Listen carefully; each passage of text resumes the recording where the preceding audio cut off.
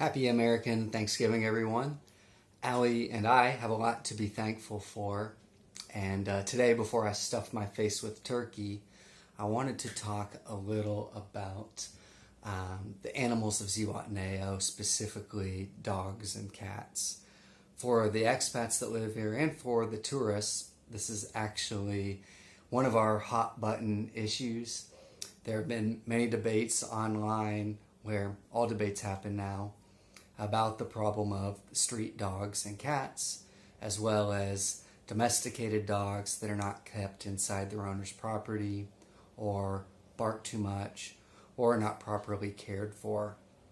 While animal control and animal abuse is an issue in every country, it's better here than most every other country in the Western Hemisphere, in my opinion, with the exception of probably the US, Canada, and perhaps a few Caribbean islands.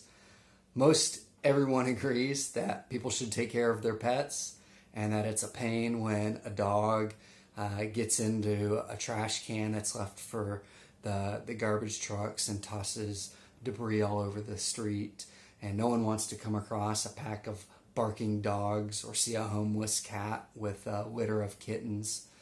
The state of Guerrero has a law regarding the well-being of animals. It's called Law Number 491, the Well-Being of Animals in the State of Guerrero. I've read this law, and here are a few of the highlights. All animals are protected under the law, including domestic, abandoned, and feral.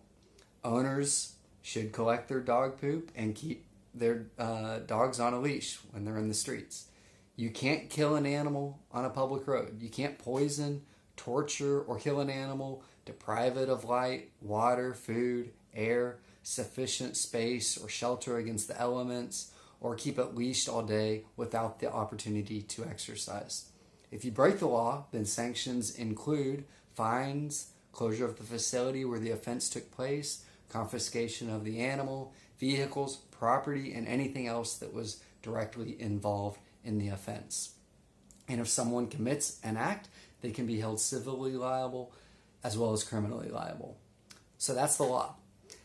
I didn't read anything that addressed dogs on the roofs of houses or barking dogs, but that could be under a different law regarding noise pollution if there is such a law.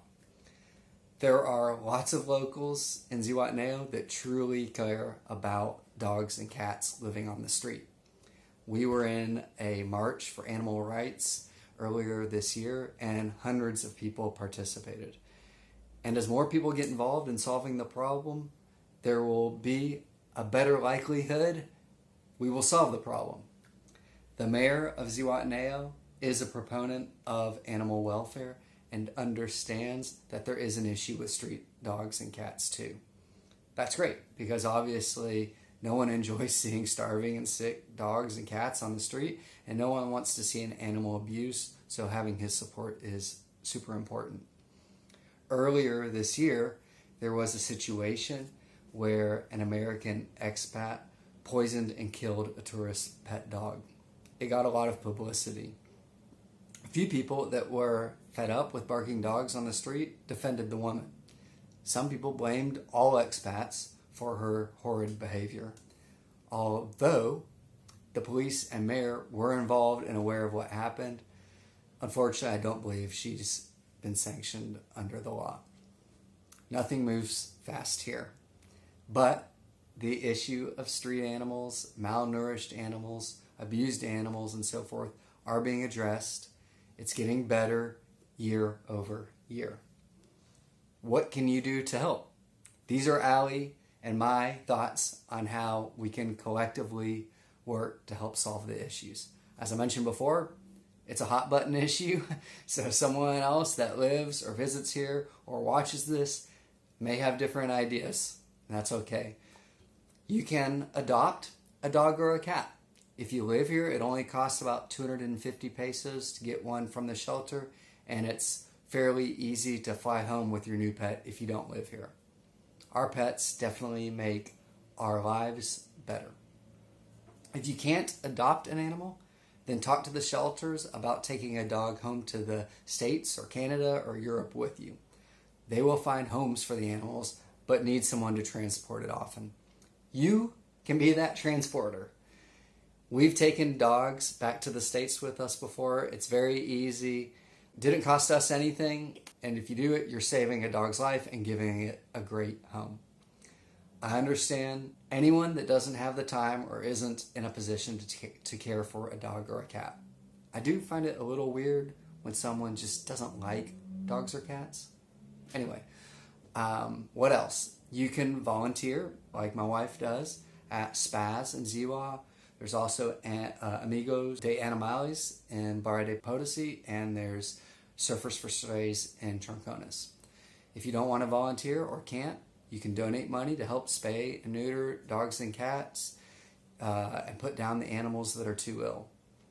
The more assistance and attention we bring to the issue, the better likelihood the government will put resources towards solving the problem.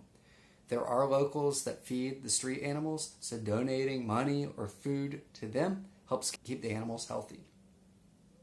If you see an animal on the street, you can take it to a shelter and they'll spay or neuter it. The law states that the proper authorities can capture a street dog and place it in an animal shelter. After 30 days, if the owner doesn't come to collect their pet, then the shelter can adopt out that animal or euthanize it. So contact one of these organizations if there is an animal that's causing issues. Little by little, we can make this a more attractive tourist destination, as I know that it's difficult to see these animals on the street. And sometimes the packs of dogs at night are super intimidating as they bark at strangers or cars and motorcycles that pass by. Many of the street dogs recognize us now and are quite friendly. And if Allie could, she would have adopted the majority of these animals.